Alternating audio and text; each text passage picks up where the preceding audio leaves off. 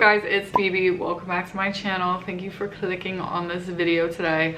I apologize for the lighting. It is about that time in New York where it is raining constantly, and it is going to be raining all week. Has been raining heavily the past 2 days. There's only so much I can do. Okay, we're sitting closer to the window to try and make it better. Today we are going to be talking all about, as many of you guessed it, Project Glow. I was not going to return to this festival this year, and then as time went on, you guys know the only festivals I did last year were EDC Vegas and Forest. Took a very long, very extensive break from traveling and going to all these events, and I was pretty content with the fact that I wasn't going to be attending anything until Tomorrowland this year. If you didn't know, I'm going, super excited. So as time went on, I kind of started to be like, do I really not want to go to a festival all the way until July, like end of July? Because then at that point, I wouldn't have attended a festival for over a year, which is fucking bananas if you know me and you know my previous old self festival schedule. I'm not like that anymore, but I do love a good festival, okay? So as the lineup came out, I was like, maybe I'll go. You know, we got Lane 8, we got Millennium. Okay, it is what it is, what it is. I am, however, now, as many of you may have guessed as well, I am in fact attending EDC Vegas. 1 year I will actually take a break from it, but that year is not 2024. So then we committed to EDC Las Vegas, okay? And then at that point I was like, okay, why are we going to Project Glow? But you know what? It's too late. We've committed. It is what it is. And April and May are just going to be very, very busy months for me, and that's okay. Okay, I kind of thrive in the chaos. I'm excited. I'm excited to go back to Project Glow. If you're not familiar, this is a way smaller scale festival in DC. I went to the first ever edition of it in 2022. Had a blast. It's very small, very easy to get around, see a bunch of sets, and of course, living in New York, DC is only a drive away, so it's kind of hard to pass up when the lineup is really good and all your friends are going. It's just a very easy festival. It's 2 days. It's a vibe. So today we're going to be talking all about just my absolute top tips for the festival, and I'm also going to run through the lineup really quickly with you guys. It is a very short lineup, like I said, very tiny festival, but I want to point out some names that I'm excited for, some sets that I'll definitely be at. As set times come out, I'll probably make like a loose schedule video, but honestly, I am just going where the music takes me, where the friends take me.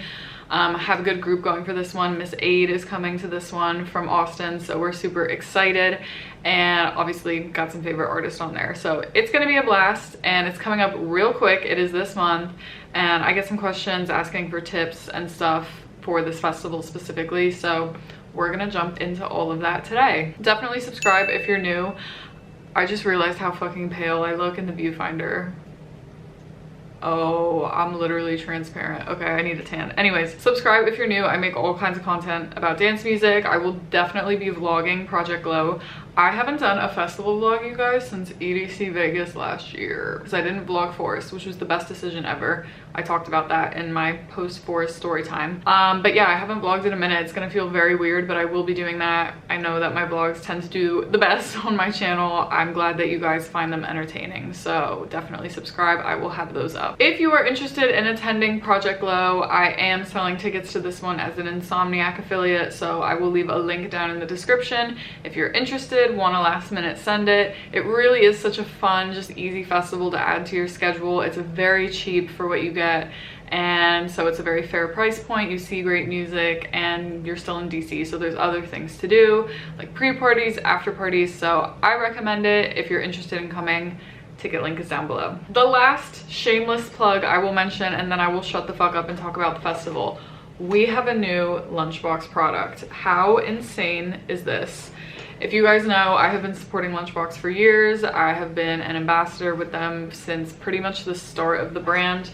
They do hydration packs, fanny packs, all that good stuff. They now have a mini pack, which I was lucky enough to kind of see this come to fruition. And I have been asking for a product like this for so long because I prefer mini packs over hydration packs, specifically because this one has a mesh expandable pocket, like the phone pocket on the hydration pack, and it actually fits a water bottle. I have wear tested this. I have put a plastic water bottle in here that I just bought at a bar at an event, and it fit. So this is the perfect pack for me. I can still be hydrated, but still also be anti-theft. I don't carry a lot into festivals anymore at all. I truly am just raw dogging the experience at this point. But it has like the zipper clips. It has this pocket against your back that has like fabric over the zipper, so even though it's against your back, it also is like impossible to get into. I'll be keeping any valuables in there, and I will definitely be sporting this one specifically for this festival season over a hydration pack. So if you would like to purchase, it is now live on the site. You can actually use code BB15 instead of code BB. I know we love code BB. We have a little bit of an edit for this one. It's BB15. You can use that code on the mini pack, the sling pack, the snack pack, anything that's not the hydration pack, just to give you guys a little bit of a discount. So if you're interested, definitely go check it out. Let's get into Project Glow finally. So I decided to put together my top 3 tips for you guys. I've done a first timer guide on Project Glow already, so definitely check that out. I'll link it above here. It's kind of the same, like it's hard to do a first timer guide every single year for these festivals because not much changes. I know there is a new stage this year for Project Glow, but all my tips and tricks kind of remain the same. So I'm gonna sit down right now and just give you my absolute top 3 tips for Project Glow. Starting with number 1, please prepare for any and all types of weather. As I said in the beginning of this video, the rain is no joke in the Northeast during this time. The weather can be anything from 80 degrees and sunny to 40 degrees and pouring rain, and I mean pouring. And it is not like Florida, like an ultra where it passes very quickly. It will rain all fucking day. Plan your outfits accordingly. I would say don't be dead set on what you're wearing until the days leading up to the event, where you can check the forecast and check the temperature. When I went the first day, it was nice and toasty during the day. It wasn't too hot, but it was nice and warm. And then at night it got chilly, so definitely pashmina, or if you want to bring layers but you don't want to carry them around, this is a good festival to buy a locker at. The second day that we were there, it rained almost all day. We wore rain ponchos pretty much the whole day. It cleared up towards the end, but at that point obviously it was colder, so you needed to layer up. We still had a fucking blast. Don't let the rain stop your party. It is so much fun to dance in the rain sometimes. However, just so you can be prepared, I would definitely bring a rain poncho, because we wore those pretty much all of day 2. And you can buy them for super cheap at like Walmart, dollar stores. They are very cheap, so it's worth the purchase just in case. The good news is though is that the festival is mostly on blacktop rather than grass, so the mud is not as much of an issue. I was worried about the rain with shoes and getting muddy and dirty, but there's like some areas at the main stage that are on grass, but for the most part it is on blacktop, so you don't have to worry about any crazy mud when you're walking around, so that is super nice. But definitely prepare for the weather. It could be hot, it could be cold, it could be pouring rain, it could be bright and sunny. You simply don't know. My next tip is to use public transit if you can for this festival, and this is largely based on where you are staying. There is a subway stop quite literally right next to the venue. We did this once and then we did Ubers the rest of the time, but we took the subway home at the end of the night because obviously you have to wait a bit for the Ubers and it's annoying. And we saw everyone going into the subway station, so we were like, let's just do that. It's easy. It has a stop that's like a 10-minute walk from our hotel. They were not making anyone buy tickets. They were not checking tickets. They were not doing, it was free. And I don't know if it's because it was late hours or because there was literally no way you could check everyone. Like, it is a mass of people. Feels impossible. I don't know. But it was a free ride home, and that's all that matters. And it was very clutch. Definitely stick together. Can get a little spooky at certain stations, but overall a free ride is a free ride. And an Uber home can be very expensive from this festival, which is my next tip. Getting to the festival in an Uber is no issue. I feel this way about pretty much every festival I go to because I get there earlier in the day. I want to see more music. I want to avoid traffic, so Ubers are never an issue for me. If you're someone who likes to leave later in the day and get there later at night, you will run into traffic. Your ride will be more expensive, but I Ubered there both days and had no issue whatsoever. If you leave early enough, then there's less of a wait for the Ubers, but obviously if you're staying till the festival ends, you're gonna have to wait a bit. You're gonna have surge pricing. So to me, it almost makes more sense to just take the subway, but obviously might not go where you're staying. Definitely check the map. The subway stop is called the Stadium Armory Station, for reference. So you can look at it on Google Maps, see if it goes where you're staying, where you need to go. but it was honestly super clutch and I would recommend it. For ride shares leaving the festival, you definitely need to prepare for a little bit of a wait. I would say we waited, I don't remember exactly, but I want to say it was probably like 30 minutes. There's a very specific section for ride share that you have to go to, and they direct the cars into certain lanes and you have to tell them what lane you're in. It was fine. It could have been a lot worse, but we definitely had to wait a bit. So that is something to keep in mind if you're someone who likes to get the fuck out of there fast. It's not gonna happen if you leave when the festival ends. There's also shuttles, there's also parking passes, there's a multitude of ways you can use transportation to and from the festival.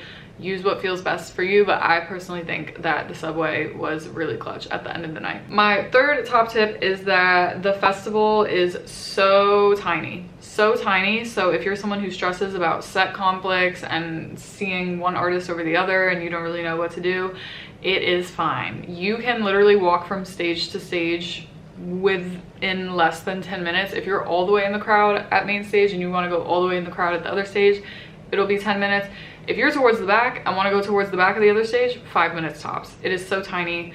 I don't know if they're going to expand it more this year, to be fair, but when I went, it was very small, so easy to navigate.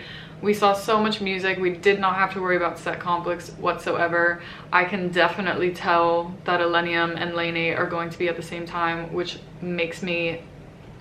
However, it is so simple to go from stage to stage, so I will survive. My last tip is to definitely check out the pre-parties and the after parties if you want to get more of a feel for the DC scene. If you've never been to DC or the Northeast kind of festival and show circuit, if you kind of want to check out more of the local spaces, Echo Stage usually has stuff going on, and there's other parties and whatnot as well.